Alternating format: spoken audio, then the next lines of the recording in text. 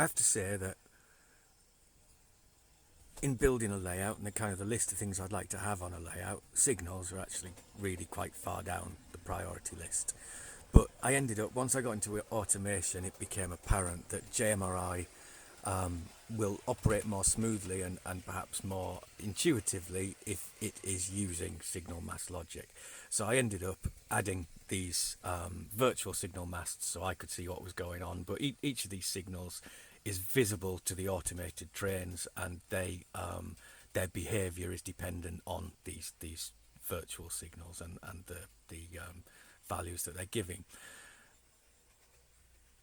Had it not been for that, I probably wouldn't have gone down the let's have a look at physical signals route. But I thought, seeing as all the logic's already there and JMRI is already outputting through CMRI and the RS485 bus to the Arduinos values on addresses that would allow those Arduinos to drive signal LEDs and have the right coloured lights around the layout at the right time, I decided I'd buy a few cheap signal masts off eBay and see what I could do about wiring them up.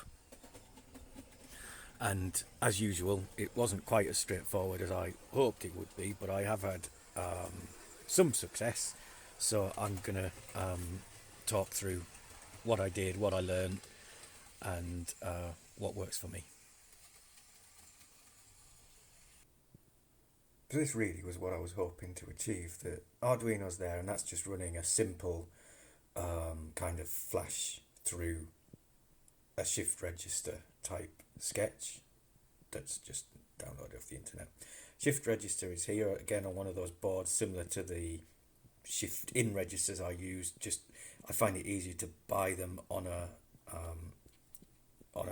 mounted board so that I'm not messing about with the chip itself, and I can just plug pins into it.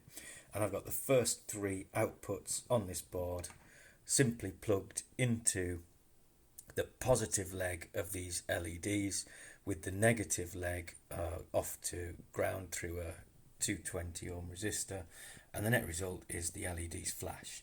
So my hope and intention was that therefore I could buy a simple set of signals and plug them in through a shift register like that, and that would work. So I bought a bunch of these very affordable, cheap plastic signals off eBay. I think they were something like £8 for 5 when I bought them. I think they've maybe gone up a little bit now because it's taken me a while to get around to doing this. They just simply got the 3 LEDs in there, and the cables come out to the bottom if I don't drop it. And having seen these advertised and seen these photos on the listing, I thought, brilliant, I've just got the 3 A-node connections here that I can connect the output from the shift register into, and I've got my common ground return there through the resistor. I sort of realised that they were for 12 volts, so I'd have to swap the resistor out for a 221, but nice and simple. As I plugged it all into the test board down there, and nothing lit up. So I sort of assumed they were broken and left them for a while, but eventually I had a look at the instructions and found something which was, to me, quite surprising. So eventually, with it not working and me not understanding why, I had a look at the wiring on the instructions that came with them. I was quite surprised, and this is probably based on my limited understanding of electronics, that to me it was wired the other way around to what I would expect, in that the input, the voltage in, was all collected. That went through the resistor and went into the anodes of the LEDs, and then the cathodes came out, and it's the cathode connections that come out as the 3 individual wires, and you're then expected to put some kind of switch on them on the cathode side before you go and complete the circuit again. And even with my limited understanding of electronics, I did realise that my plan had failed, because the the current is flowing in the wrong direction. I can't put these 3 wires that are coming from the cathode and expecting to go to ground in that direction onto outputs of a shift register, because that would be expecting it to go in the opposite direction. So I was stumped. So at that point I really was stumped then, because I didn't have the electrical knowledge to resolve the issue, not in an acceptable way anyway, because it's obvious from this that I needed some kind of switch on the cathode side of the LED, and the only switches I've really used in this railway journey are relays, and relays are noisy, and they're okay for what I use them for electrofrog polarity, because they click when the servo motors are moving anyway, so there's a bit of noise, so I can live with that. But these signal LEDs, they change all the time, and it would sound like a castanet party, that because the LEDs are on and off as the signals change, and they would just been too much clicking in the loft. So that wasn't a viable option. There was the option of maybe going down the silent switch route, like a MOSFET, but they're really quite expensive for the number of LEDs I need to switch on and off. They weren't really an option. So I really was stumped, and I was very kindly given a lot of help on this, and someone gave me a design and introduced me to these things. These are NPN type transistors, I think, and effectively they are tiny little switches, and they sit exactly where those switches sit there on this circuit, and they open and close the circuit. And very cleverly they've got the 3 pins, and I don't know which way around I've got this, but there are 3 pins on the bottom. There's a collector, an emitter, and a base. The middle one is the base, and that's the one that connects to the output from the shift register, and that's effectively it's on and off. So when the pin on the shift register is outputting voltage, this transistor considers itself on, and when it's not, it considers itself off. And when it's on, it simply links the 2 other pins. The outside ones are a collector and an emitter, and they're effectively it's just a circuit. You connect the ground cable coming out of the LED, you connect to the collector, I think, and then the emitter you send back onto the ground circuit, and based on the voltage on the middle pin, this circuit has a little break inside it, and this circuit is either closed or open. So when the base pin is getting voltage, the outside 2 pins are connected, and when it's not getting voltage, they're not. So as far as an LED is concerned, is when the shift register is outputting voltage, this circuit is closed, and therefore the LED switch is on. And then when the middle pin is not getting voltage from the shift register, the circuit is open inside this, and therefore the LED is off, which is perfect for what I needed. I've collected up just down here then the couple of components I'll need to try and make this circuit work. I've left the sketch is still running. The sketch that makes LEDs flash through a shift register is still running.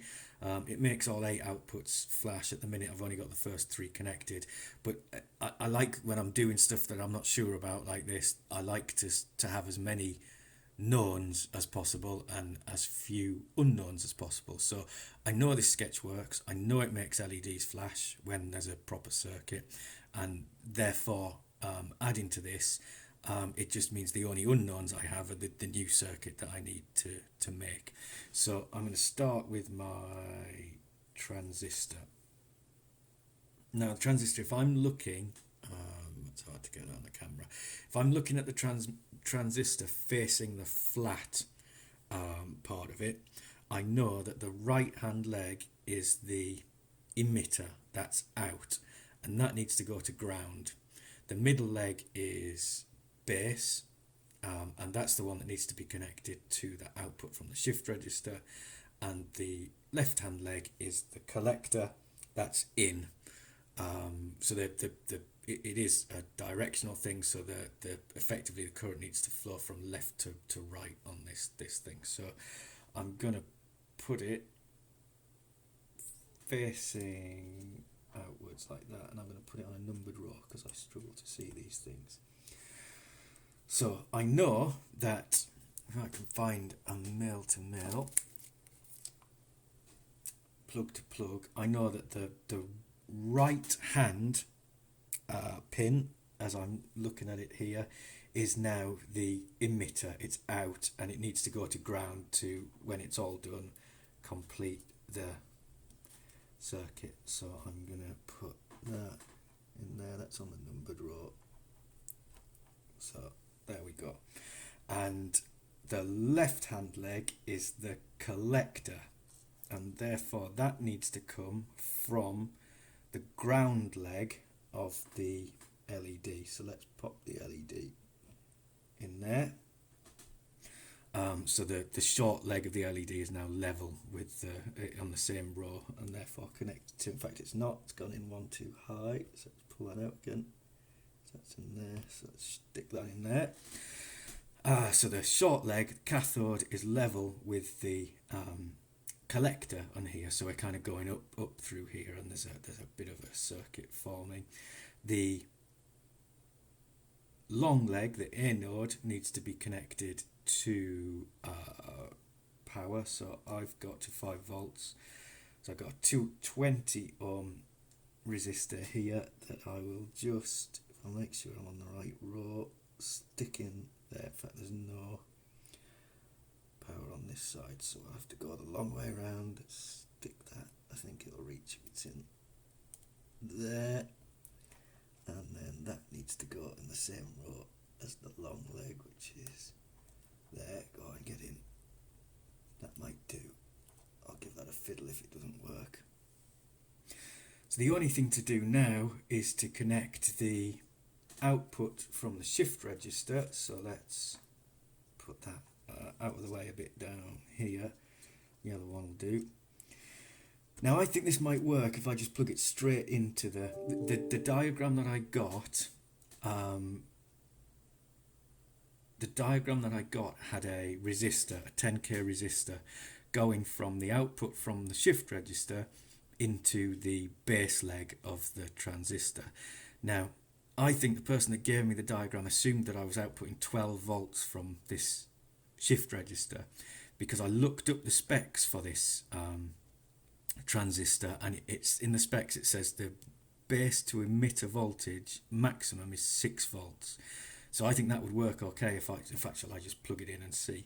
So the alternative would be to stick a resistor level with the, so I should have done this the easy way, a resistor level with the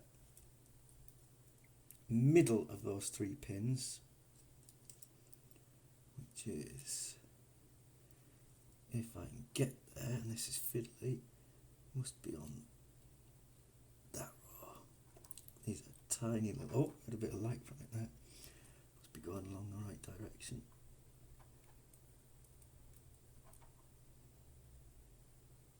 I'm not sure we should be getting light yet. Is that from me? Is it from me touching the resistor? And we then need this in level with that, and we should be getting, possibly were getting, were we, a flashing, not flashing as often because it sends a number, it increments a number 1 by 1 and sends the values to the shift register. So the higher up the shift register you go, the longer these lights will be on, because it's going through kind of a binary count. But that's the circuit. So coming from the shift register, now it's going the direction that we're actually going. In fact, the shift register isn't really part of the circuit, is it? So coming from the LED, so we're coming from positive, which is this 220 ohm resistor, into the anode leg of the long leg of the LED, out of the short leg of the LED, into the collector leg of the transistor, through to the emitter leg of the transistor, and into ground. and what the input from the shift register does is switches the connection inside the transistor between connected and disconnected, which is what turns the light on and off. And let's just have a test without this resistor. All I'm going to do is blow an LED up, but what the heck. Sorry, no, blow a transistor up. I think this will go in this row level with the middle pin, which must be that one. Yeah, and that's working okay. So I suspect that the resistor was for 12 volt. I think I'll carry on putting the resistors in because it obviously it still works with the resistor in when I connect 5 volts to it. And it just means that if I was to put 12 volts through the board, if I needed to at some point, it would still work okay. Once I've proven to myself then that I could recreate what was on the diagram that I was given and the circuit that I was given, and that I understood what was happening, my thoughts turned then to, well, how do I transition this from a prototype board like this to something that I can actually use in the loft, out of the way, tucked under a baseboard. And I'm no expert on this, but I did try to think of what I needed, what it would have to, apart from obviously this functionality here, the actual lighting of LEDs. What do I need from it? What would make it the easiest thing to use? Because for a start, it's got to sit alongside a shift register. The shift register comes up with it, and they're going to be potentially quite isolated from the Arduinos, because the idea of these shift registers is that they chain along, and they save me pulling lots of cables. So like I did with the input shift registers with the sensors, the shift register is connected to the Arduino and it provides 8 outputs here. But if I want another 8 outputs, I can chain another shift register from here onwards and onwards and onwards, and I can have a chain of as many, well, realistically, as many as I like. So I need to devise boards. So these boards are going to be away from the Arduino. They're potentially away from 5 volt power supply, away from ground. So how do I wire up a board that will make it life as easy as it can for me to get these things installed and support the signals as well? So I kind of had a look at a couple of boards. I usually kind of plump for these ones because they've got this connectivity along all of the rows. But actually, I sort of realised, because the boards are going to sit alongside the shift register, and the shift register has potentially 8 outputs, but I only use 6 because usually on the layout there'll be 2 signals near each other, because the inside anti-clockwise line and the outside clockwise line, their black blocks are kind of in the same place. So the end of a block on the anti-clockwise line is going to be close to the end of a block on the clockwise line. The signals are likely to be clumped in groups of 2, and therefore if I can have one board and one shift register that supports 6 LEDs, then I'm supporting 2 signals off one board, which kind of made sense. So because there are 6 different circuits effectively going to need to be on this board, I probably don't want all this conductivity that's going to get in the way. So I ended up going for these boards that don't have any conductivity on them. So I realised that as I added components to it, I was going to have to make sure that I connected all the different legs and connectors and everything that needed connecting. First thing I do with them then is just make these lines of ground and 5 volt connections, really. So this line running down here is effectively just an entirely connected ground wire, ground line, I guess. So it's probably the collector pins on the transistor, and I just put them in, bend them over so that they kind of pull a few slots down, and then connect them to the next one and the next one and the next one. So this, and then there's a few pins at the other end, and then this is just a line of pins again, which will be the 5 volts, which I connect using just spare, like there's one down there, just offcuts from resistor wires, just kind of lay them across. I don't know if it's clear there, but the pins are soldered in, and then there's just a offcut from a resistor leg soldered across them for continuity. And on the other side it looks like this. So there's my headers. They'd be the ground connectors there.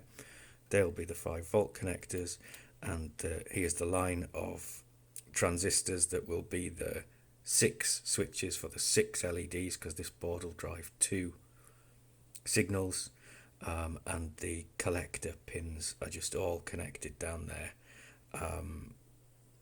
for a connected ground line. So these couple of components then near the leftmost transistor form the first circuit for the first of the 6 LEDs, the 2 signals that will be driven by this board. Again, in the whole kind of make it as easy as possible for myself once it's under the baseboard ethos, I've connected 2 pin headers to the board here, so there'll be 2 pin headers going along there for each of those transistors. The top leftmost one is for the output coming from the shift register, and is therefore connected to the middle of the 3 pins of the transistor, using this resistor that's not necessary probably for 5 volts but makes it 12 volt proof. So the resistor is soldered underneath to the pin. It's probably not in focus, is it? So the resistor is just coming through that little hole there and is soldered to the pin where it's soldered underneath there. So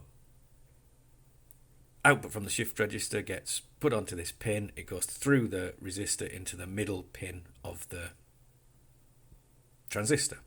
The second pin is for the cathode connection coming from the LED, and that is connected to the leftmost pin. If you look at it from this direction, the collector pin, which goes through the transistor and then down through the emitter pin onto the ground, which completes its circuit. So again, the idea is the LED is on when there's 5 volts coming into this pin from the output from the shift register, and the LED is off because the circuit gets broken when there's no voltage coming into this pin from the shift register.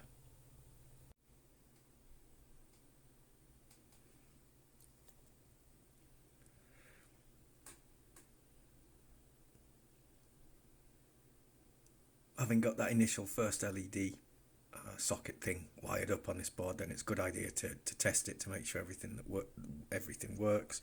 I've already continuity tested all of these. These are effectively meant to be connectors and feeds. So there's a ground cable from the board over there going into this pin here, which effectively connects ground all along there, and the other end is 5 volts, so I've got a 5 volt feed coming in there, and I've got my signal 5 volt shared input going there.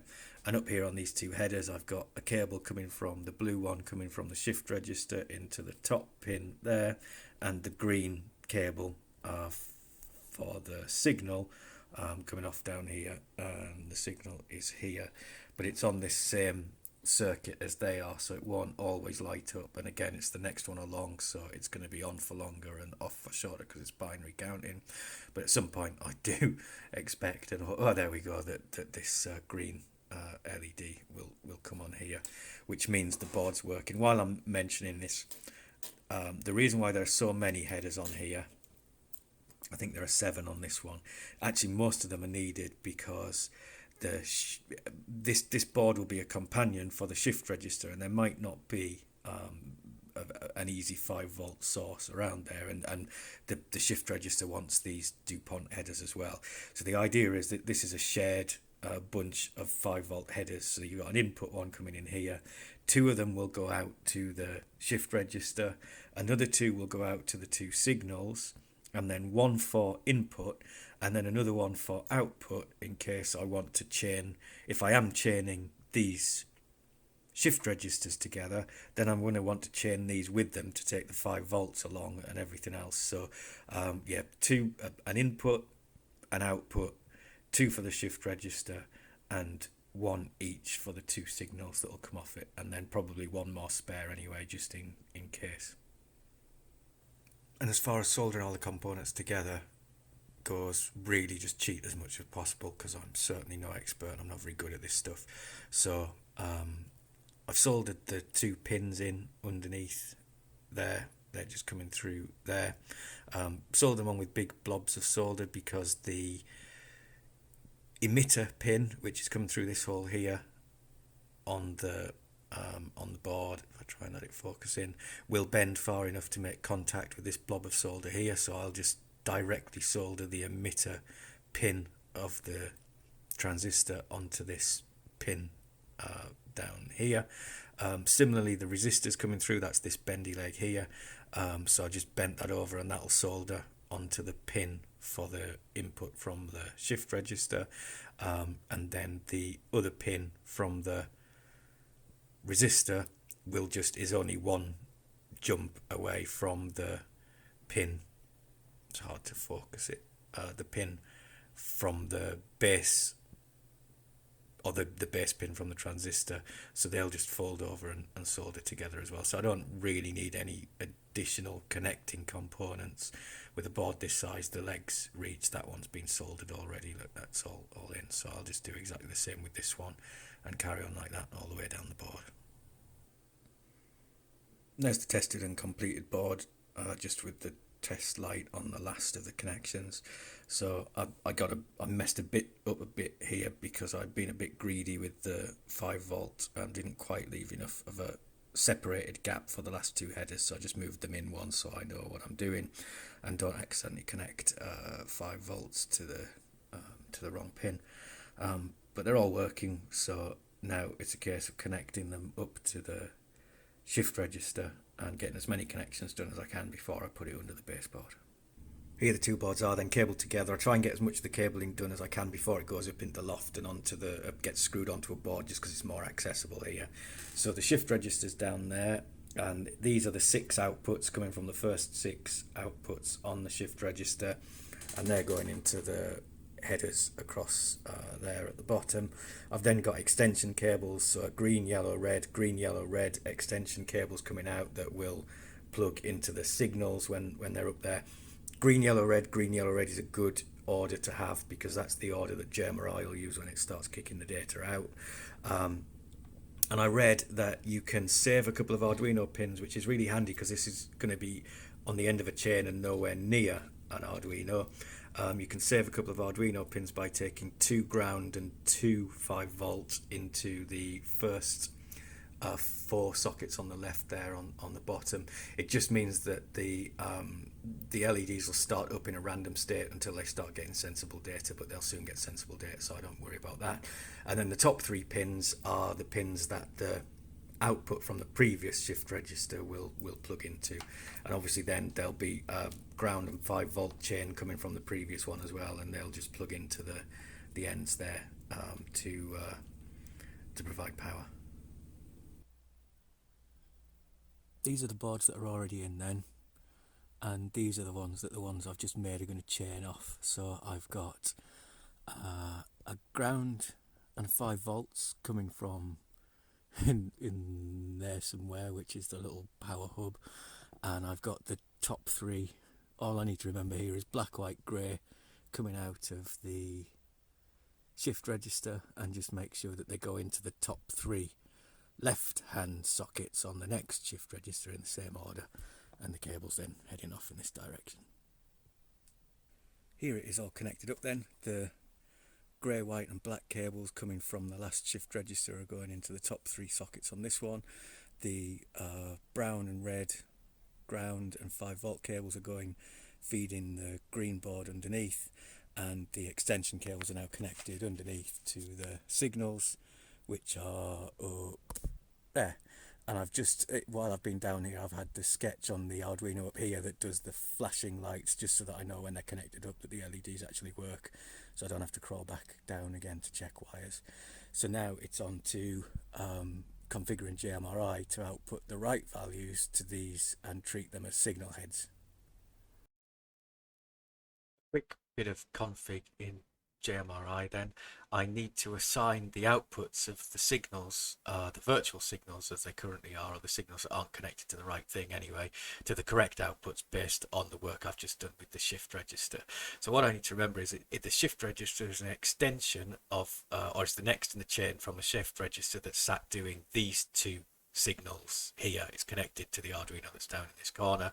So there's a shift register here that's taking the first byte of 8 values and assigning 6 of them to the signals here. And then there's a wire across here to another shift register that's down here that's feeding these 2 signals here.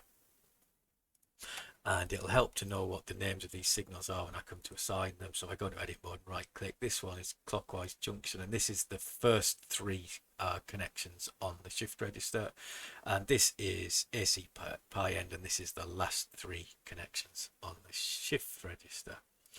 Back into here then, and I'm going to have a look at signal heads. So what I should see, first of all, if I go and find, I think, is it anti-clockwise yard bypass? Let's have a look at this one. Yeah, so this is a good place to start. This is on ID CT1041, and I did mention how to work these out before. When we move on to shift registers, most of the time when we work with turnouts, we're working with individual bits. So you use the CMRI, the Arduino CMRI library function, get bit, and you give it a 0 indexed value, and it'll get you the bit that's at that address in the data. Now I've got shift registers in the equation. Shift registers want 8 values at a time, which is a byte, and CMRI, the CMRI Arduino library, happens to have a function called CMRI get byte, which gets 8 values at a time, and it just makes it much easier to deal with in the code.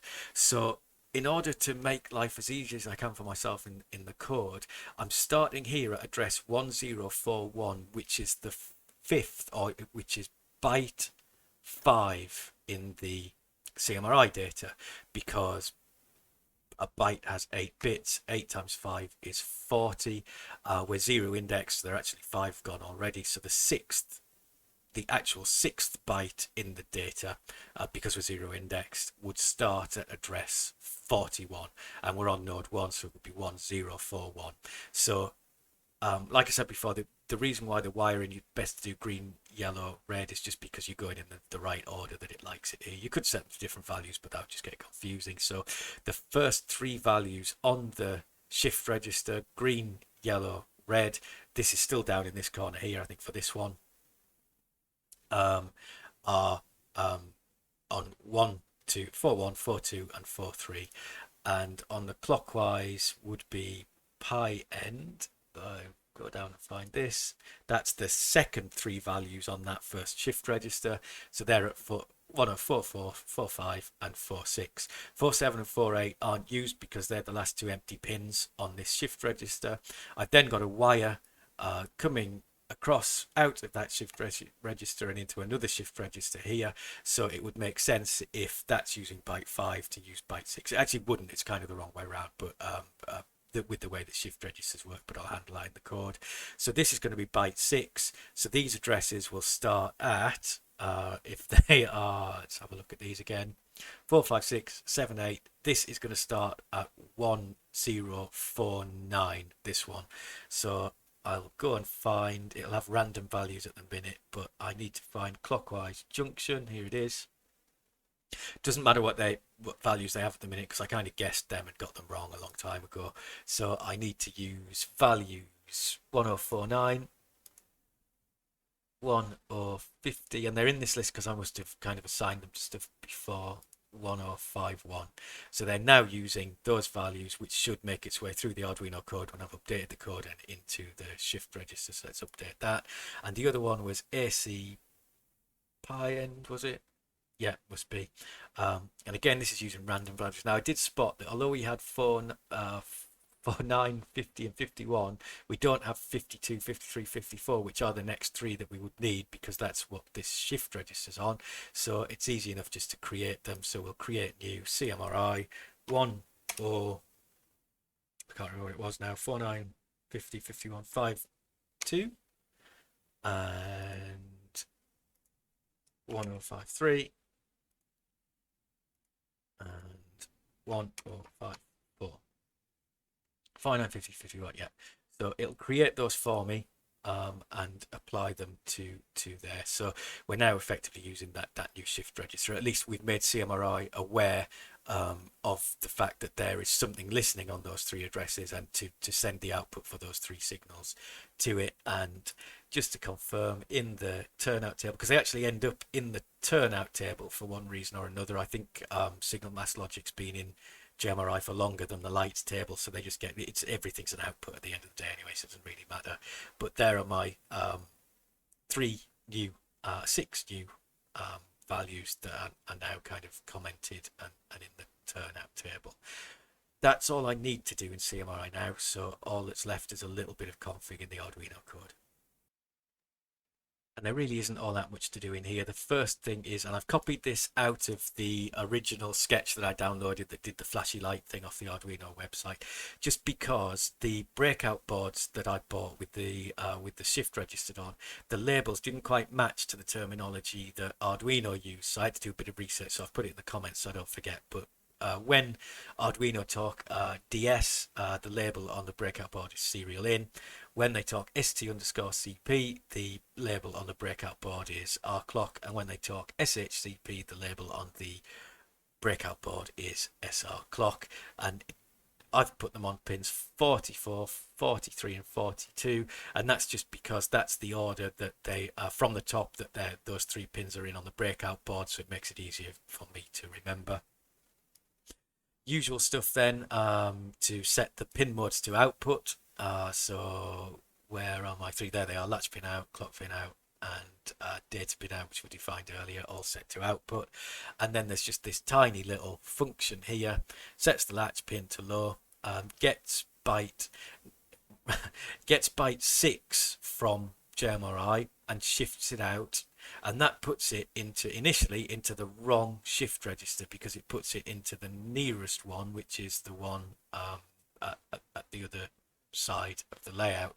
But then it gets byte 5 and sends that out, which pushes byte 6 to the right place, because every time you push into a shift register, if there's another one connected to the end of it, the values in it get pushed out to that. So you're kind of working in the wrong order, but it puts byte 6 into the shift register first. Then it puts byte 5 in, which pushes byte 6 out into the one that I've just added, which is where it needs to be, those addresses starting 1049 or whatever they were. And that's it for the code, apart from a function call. This needs to run in once every time it goes through the loop, every time it gets an update from CMRI. So somewhere in the loop there'll be a call to this function as well. But that's all config done.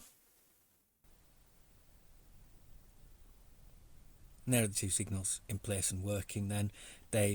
I've got a chain of 4 connected now, so there's 2 right down at that end where there might just be a visible caution, 2 halfway along where that green is, these 2 here, and then another 2 further around the corner that are kind of under the not really visible from here.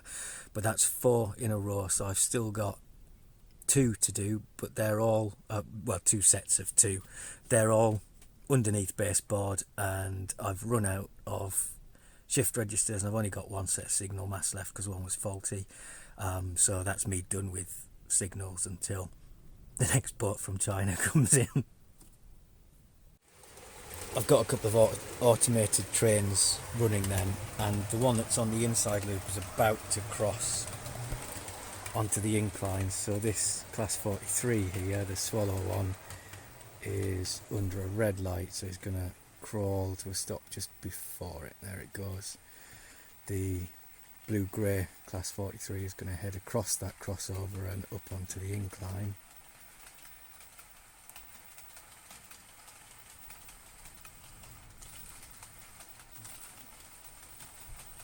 I think it's got a dodgy decoder in it.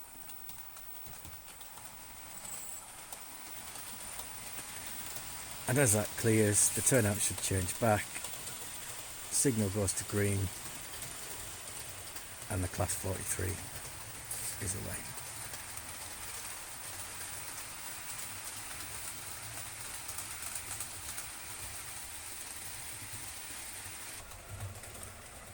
now got another red signal here because the blue-grey class 43 has got the section ahead buck to cross and come back down from the incline. So there's a swallow class 43 just rolling up here at a stop before the light.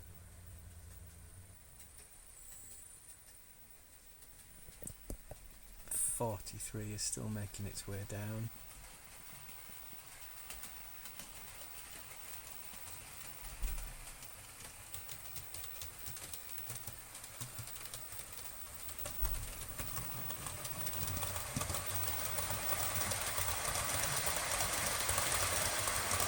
As it moves away, the microphone should pick up the turnouts. There you go.